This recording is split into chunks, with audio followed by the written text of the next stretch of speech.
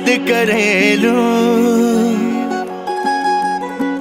रतिया में आह भरेलू।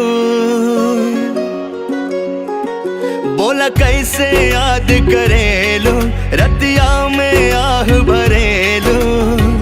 हमरो नौकरिया ना मन भावे, हमरो नौकरिया ना मन भावे। हंस के बोलल का संगवा रहल का, ओहे नो याद बड़ी आवे।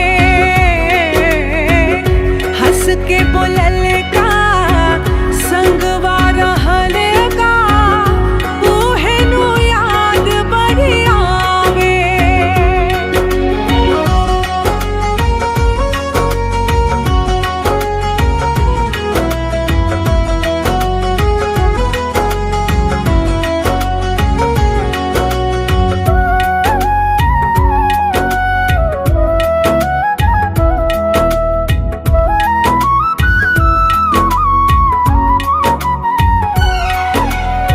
सोच सोच बतिया आधी आधी रतिया, नींद न आवे बस रोईला। हम ही बुझीला कि कैसे जिहीला, कहियो न ठीक से सोईला। हमरो हाल सुनाए धानी, बाटे तोहरा लेखा हो। तोहर ध्यान में डूबल रही, कर नयन देखा हो। हर पल मन तोहरे पधावे। शर्ट तोहर ललका धनी हो कहल का, ओहे नो याद बड़ी आवे। हाय हंस के बोलल का संगवा रहल का, ओहे नो याद बड़ी आवे।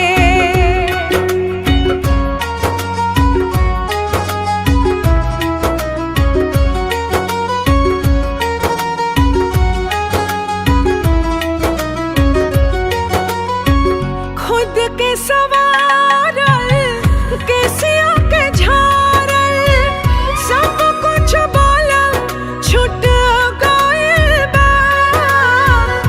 मनु मधुरिया सहाला न दूरिया, तोहरा से दिल टूट गइल बा।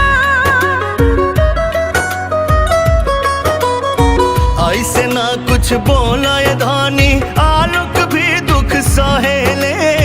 हो जाइबू परेशान यही से कुछ